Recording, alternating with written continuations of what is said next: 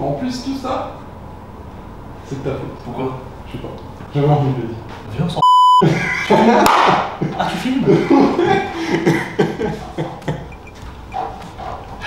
Salut les gars, j'espère que vous allez bien. On se retrouve aujourd'hui pour une nouvelle vidéo. On est dans une salle de e-sport. Alors pour ceux qui ne savent pas, le e-sport c'est quoi? Eh bien tout simplement c'est de jouer aux jeux vidéo, mais avec des professionnels. Moi c'est Diffuse, passionné de home cinéma, mais aussi de jeux vidéo. C'est pour ça que je fais cette vidéo aujourd'hui, parce que j'avais envie de vous faire partager aussi mon univers et tout simplement le fait que j'aime bien le jeu vidéo.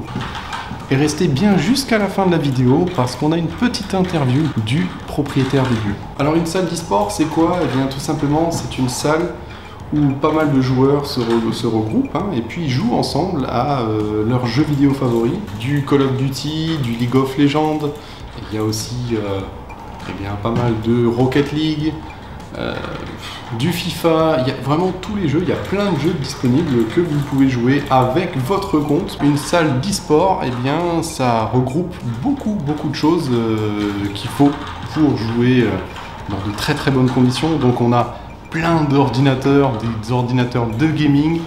On a, vous verrez par la suite, une scène où on peut s'affronter à 5 contre 5 lors de joutes, de batailles dans divers jeux. Et ici, on est dans une pièce qui s'appelle le bootcamp, où en fait toute une équipe peut s'entraîner avec par exemple une personne qui vient les coacher. On va faire le tour de cette magnifique Alsace Arena eSport qui se trouve bien entendu en Alsace, à Strasbourg même. Et vous le verrez, c'est aussi équipé audio et vidéo avec quelques enceintes et un vidéoprojecteur pour pouvoir projeter sur la grande, la grande scène.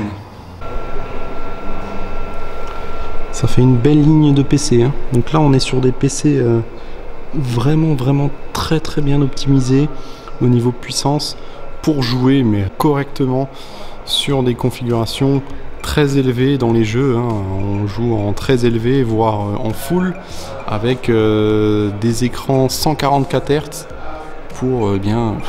pour profiter pleinement de ces jeux vidéo. Au niveau des cartes mères, c'est de l'Aorus avec du Thermatalk pour refroidir le processeur et encore une fois de l'Aorus pour les cartes graphiques. On est sur des RTX 2080.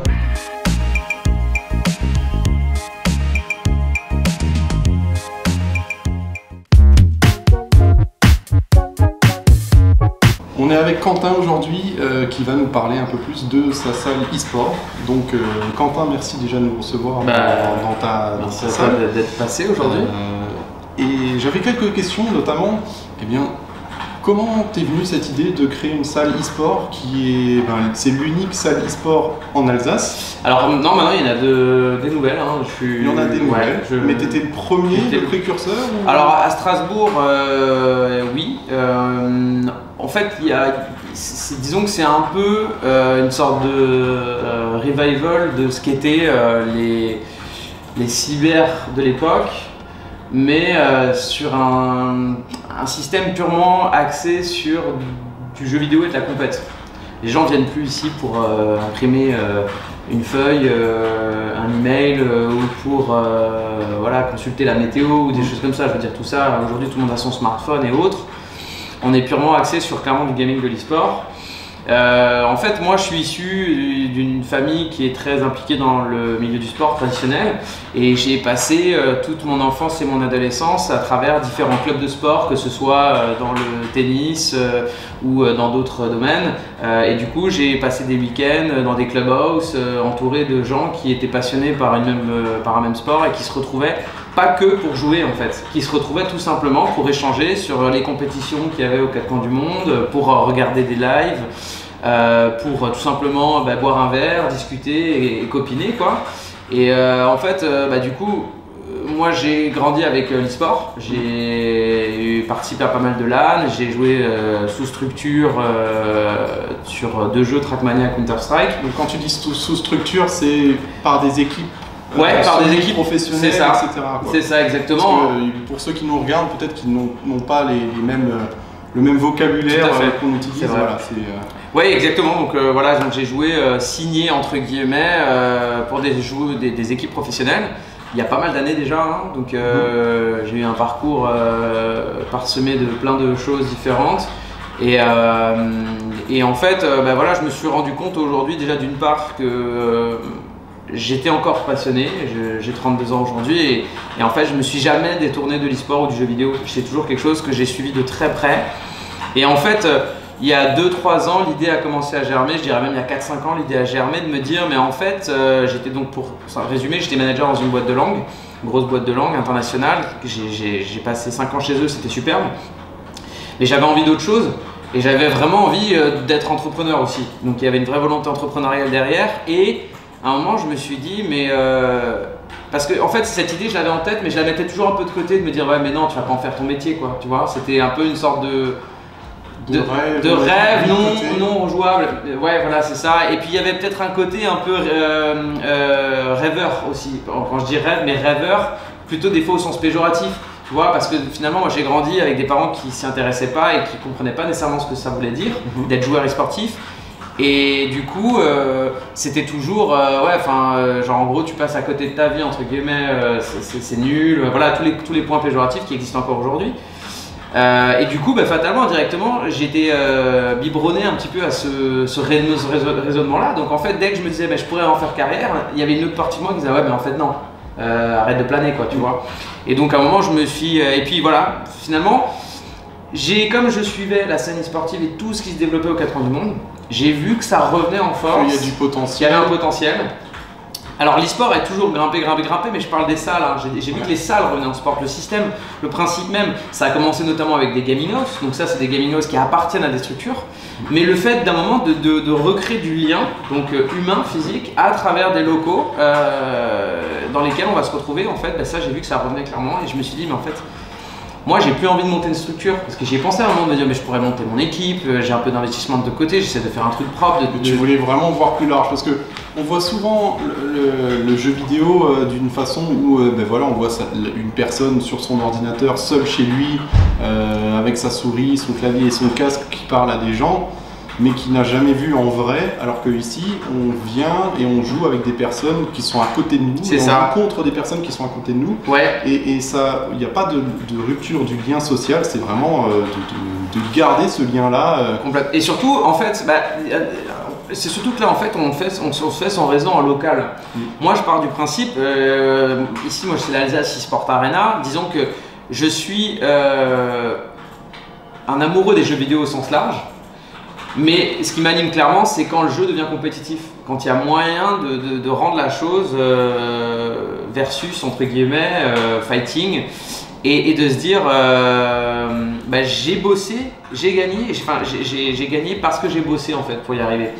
Alors c'est très cool d'être casual gamer et quand on a des jeux plus casual, on va dire par exemple des roleplay ou autres, c'est très fun. Mais derrière, la partie compétitive, elle est moins présente, ou voire pas du tout. Il y a moins cet intérêt. Il y a moins cet intérêt, et donc du coup, moi, l'idée, c'est de créer en fait du lien social avec des gens qui ont la même passion du côté sportif et du côté compétitif de la chose, mais qui du coup se découvrent en local. Parce qu'aujourd'hui, on le voit, il y a énorme. Donc, j'ai inscrit le projet d'un point de vue territorial. En fait, c'est ce que je veux dire par là, c'est que on le voit aujourd'hui, il y a plein de gens et de structures qui existent, et les joueurs sont aux 4 coins de la France, voire même du monde quand on parle de structures internationales. Et donc c'est pour ça que les grosses structures, lorsqu'elles ont des objectifs, qu'est-ce qu'elles se sont rendues compte aujourd'hui? Qu'en utilisant des gaming house ou des bootcamps, elles allaient former et forger beaucoup plus simplement et beaucoup plus efficacement leurs joueurs. Donc en fait on revient à un raisonnement de se dire mais en fait quand les 5 joueurs qui constituent par exemple une équipe sur un jeu qui joue à 5 se retrouvent physiquement ensemble et copinent humainement ensemble, in-game, ça se ressent. Et c'est ce que... Cette présence, d'être tous ensemble et d'avoir quelqu'un derrière en direct, c'est un peu comme le télétravail en ce moment et le physique. C'est vrai que moi j'aime bien aussi retourner des fois au travail et ne plus faire de télétravail justement pour avoir ce lien. Et là, ouais, tu l'expliques super bien, ce lien qui renforce en fait une équipe. Qui renforce clairement une équipe. Et donc je me dis, ça part de là, si maintenant des jeunes ici se retrouvent Et ils se disent tiens mais on joue au même jeu ou alors on joue à un jeu similaire. Imaginons on peut avoir un joueur FPS Valo avec un FPS CSGO. Ils peuvent quand même partager en fait, même s'ils jouent pas exactement au même jeu, ils peuvent partager le FPS de manière générale et des similitudes à travers des stratégies et autres. Et tout simplement en fait échanger là-dessus et devenir potes aussi par la suite. J'ai beaucoup d'exemples aujourd'hui, ça fait à peu près 1 an que j'ai ouvert, sachant que j'ai quand même refermé 6 mois et demi. Tu as ouvert, on rappelle au niveau timing, tu as ouvert en juin. En pleine crise du Covid, quoi. 2020, juste avant, ouais. Pendant. Alors en fait, je devais ouvrir le 16 mars, on a confiné le 16 je crois. Ouais. Donc ma première date d'ouverture était en mars 2020. Hein. Et ensuite, premier confinement, je décide de rouvrir le 2 juin. Ensuite, tout se passe très bien jusqu'à octobre. Et octobre, on m'annonce que je referme, quoi. Donc là, j'ai réouvert il y a 3 semaines. Aujourd'hui, on est nouveau en juin. Donc officiellement, ma date d'ouverture, elle a 1 an, quoi, grosso modo. Mais sur ces 1 an, j'ai perdu 6 mois, quoi. Donc en mois d'ouverture réelle, c'est 6 mois. Et rien que sur ces 6 mois-là, j'ai des anecdotes à foison de jeunes. Si on prend par exemple Yasmine, une fille qui est là aujourd'hui, qui est en train de jouer là sur la scène. Elle a 8 ans, c'était une abonnée, enfin c'est toujours une abonnée. Et Yasmine aujourd'hui, elle a rencontré 3-4 jeunes qui sont un peu plus âgés qu'elle, qui doivent avoir entre 10 et 13 ans, avec qui elle a sympathisé ici et avec qui elle joue soit online, chez elle maintenant quand elle joue chez elle, ou qu'elle est très contente de retrouver ici.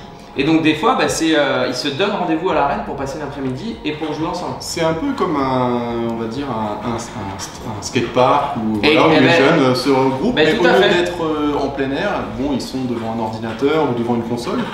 Mais c'est exactement ça. C'est exactement la même chose. C'est exactement ça. C'est juste une autre, on va dire. En fait, c'est que ça se démocratise en fait, quoi qu'il arrive, et qu'on le veuille ou non, les jeunes y jouent. Ils nous attendront pas, nous en tant que parents. Bon, moi je suis pas encore, j'ai pas encore d'enfants, mais je veux dire globalement, qu'on s'y intéresse ou pas en tant que parents, eux ils vont foncer dedans, quoi. Et ils vont y aller. Et en fait, plutôt aussi on peut prendre en mesure l'impact que ça peut avoir sur leur vie, parce qu'il y a des joueurs aujourd'hui qui jouent énormément. Et il y a beaucoup d'espoirs qui naissent aussi à travers l'e-sport. Des jeux comme Fortnite aujourd'hui, quand ils sortent des cash cups à plusieurs centaines de milliers de dollars et que c'est accessible de chez toi sur ta PlayStation, ça fait rêver. Ça fait rêver. Exactement. Donc, mais ça crée aussi des dérives parce que du coup, à un moment, ces jeunes-là, ils vont totalement se focus et des fois mal sur le jeu. Et ils vont passer à côté de leur scolarité, ils vont passer à côté de leur vie de famille, ils vont passer à côté même de leur vie sociale. Parce que même si Fortnite crée du lien in-game, il peut aussi en faire perdre. Si tu as la moitié de tes potes qui jouent pas à Fortnite, mais que toi tu passes ta journée à jouer à Fortnite, il y a un moment… Et c'est tout l'intérêt d'une salle comme celle-ci et d'une structure comme la vôtre, c'est d'apporter ce soutien. Ce soutien-là auprès des parents aussi. Voilà. Tout à fait. Donc il y a une vraie volonté pédagogique aussi derrière le projet de l'arène. Et là, c'est vraiment un constat que j'ai fait, que j'ai moi-même vécu. Quand moi j'ai fait ma première LAN, j'avais 13 ans. À 15 ans, je suis qualif pour, je crois que c'était la Pixel LAN et autres. Enfin, on était inscrits sur la Pixel LAN avec la structure sur Counter-Strike. Et c'était mon rêve d'y aller, sauf que c'était à l'autre bout de la France. Et mon père m'a tout simplement interdit d'y aller, quoi. Donc il n'y avait pas en fait d'accompagnement derrière. Donc mes parents étaient totalement démunis et inquiets. Voilà, ce qui est normal. Pas laisser partir notre fils au bout de la France. C'est ça, à 15 ans avec son PC sous le bras, et c'était juste impossible pour moi. Et donc ça crée des conflits parce que fatalement, moi je leur en ai voulu.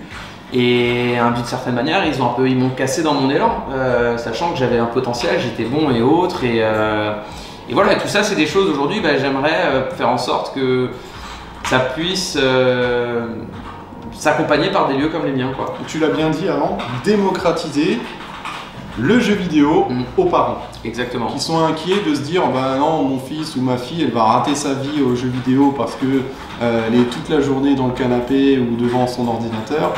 Et là, en fait, c'est montrer une autre image du jeu vidéo et les accompagner. On n'a pas tous les moyens, tout le monde n'a pas les moyens d'avoir une configuration pour jouer dans des très très bonnes conditions.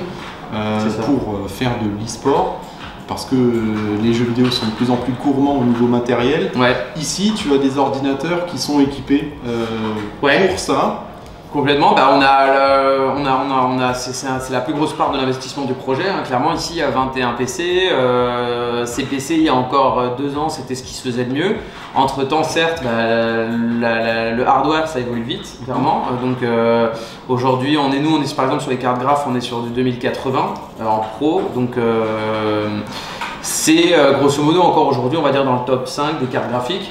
Mais bien sûr, aujourd'hui, il y a les 3060, 80, 70 qui ont pris le relais. Mais après, une 2080 peut te faire tourner sans problème. N'importe quel jeu d'aujourd'hui. Sans problème, sans problème. Et même le prochain Battlefield et autres tournera sans problème dessus. Et on a de la place ici, on a 180 mètres carrés, on a encore largement de quoi mettre 15 PC si on veut. Donc là, on a vu des PC, on a vu des consoles. Il y a aussi beaucoup de joueurs consoles, on les oublie aussi. Ouais, alors la particularité aujourd'hui, c'est que le cross-platform, c'est devenu la référence. En fait, moi, les joueurs qui débarquent ici, qui ont l'habitude de jouer PS4, par exemple, je reprends l'exemple de Fortnite, parce que c'est quand même un jeu qui est très populaire aujourd'hui. Je les mets sur PC avec manette, donc ils gardent le confort gameplay qu'ils ont l'habitude d'avoir, mais ils hallucinent. C'est-à-dire que d'un seul coup, ils se retrouvent, ils ont 400 FPS sur un écran 144 Hz. Limite, des fois, ils sont paniqués. J'ai déjà eu des joueurs ici, ils ont rétrogradé volontairement l'affichage, la configuration, ils l'ont rétrogradé parce pour descendre. Alors pour ceux qui ne connaissent pas forcément le monde du jeu vidéo, 144 Hz, c'est des jeux, par exemple Fortnite, Call of Duty et tout ça. C'est des jeux très rapides où il faut beaucoup de rafraîchissement de l'écran. Et les cartes graphiques le permettent sur PC, mais pas forcément sur console. Maintenant la 5 le permet, elle est en 120 Hz la 5, mais la 4 clairement pas, elle est vraiment... J'en ai vu une 5, ouais. Je vais partir avec. Et il y a la deuxième qui arrive là, mais c'est vrai que... Voilà, ouais, on parlait des setups, et donc voilà les joueurs console, moi j'essaie de les convertir en fait. Parce que je suis un gros joueur PC, j'ai toujours été un joueur PC, et clairement je veux dire aujourd'hui avoir... La possibilité de se développer sur ordinateur, c'est beaucoup plus intéressant, même en termes de gameplay. Sauf quand aujourd'hui, il y a des jeux qui permettent des aides à la visée et autres, et à ce moment-là, tu sais que dans les commentaires, ils vont t'incendier. Ça va être le duel clavier. Non, mais clavier voilà. Manette. Non, mais en fait, je pense que c'est toujours pareil. Un joueur manette, en fait, un joueur manette qui a l'habitude de manette, il joue clavier souris 2-3 fois, il se rend compte qu'il est nul, pour simplifier, et donc en fait il panique, il se dit bah non, pourquoi je vais perdre mon temps? Mais c'est un temps d'adaptation. Et je pense que si vraiment on est volontaire et motivé, voilà, moi je vous donne un exemple assez concret, je jouais énormément à Counter-Strike en compétition, et j'ai joué avec une configuration, donc c'est toute l'organisation de mes touches, pendant quasiment 8 ans. Je l'ai changé, j'ai mis 6 mois avant de me décider, avant de changer, j'ai tout changé complètement, mais vraiment de A à Z. C'est-à-dire que j'ai changé le bouton que j'utilisais pour tirer, pour sauter, pour avancer, j'ai tout inversé. Et dans mon cerveau, c'était un bordel monstre pendant quasiment 3 mois. Mais voilà, j'ai pas lâché quoi. C'est pareil, un joueur manette qui part sur clavier souris, il faut juste être motivé quoi. C'est pareil, moi ça m'est arrivé une fois mais je fais vraiment le paradoxe de rouler, on roule à droite en France. Ouais.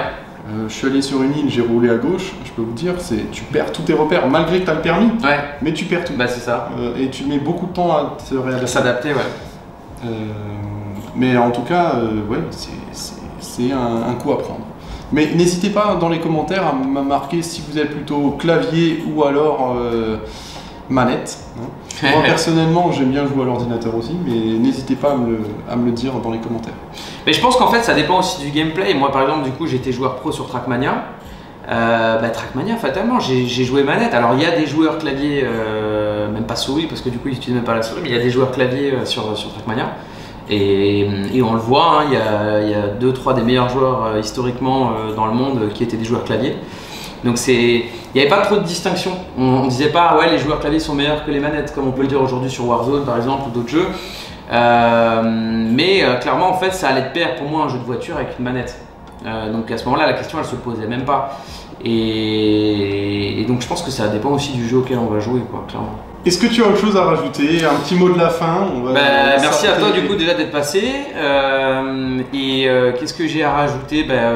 Écoutez, voilà, s'il y a des gens qui ont des questions, qui sont intrigués par ce qu'on propose aujourd'hui à Strasbourg, j'ai beaucoup de gens aujourd'hui qui ont des projets similaires, je tiens à le dire, parce que peut-être qu'il y aura des viewers qui seront dans cette réflexion de se dire ah mais moi aussi je kiffe bosser dans l'e-sport ou dans le jeu vidéo, pourquoi j'en ferais pas mon métier et autres. J'ai 3-4 personnes récemment qui m'ont appelé et qui veulent faire des salles similaires en France. Et je pense que c'est bien parce que plus il y en aura et plus en fait on sera écouté par les institutions traditionnelles et par les élus.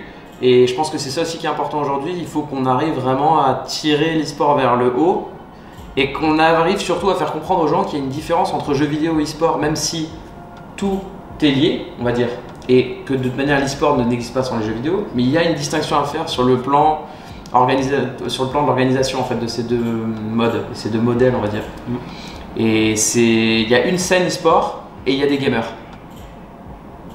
Voilà, tous les gamers, tous les e-sportifs sont des gamers, tous les gamers ne sont pas des e-sportifs. Et ça, c'est une belle phrase. Voilà. Ça, c'est une belle phrase. Bon, bah, je te remercie beaucoup. Avec plaisir, merci à vous d'avoir accordé cette petite interview.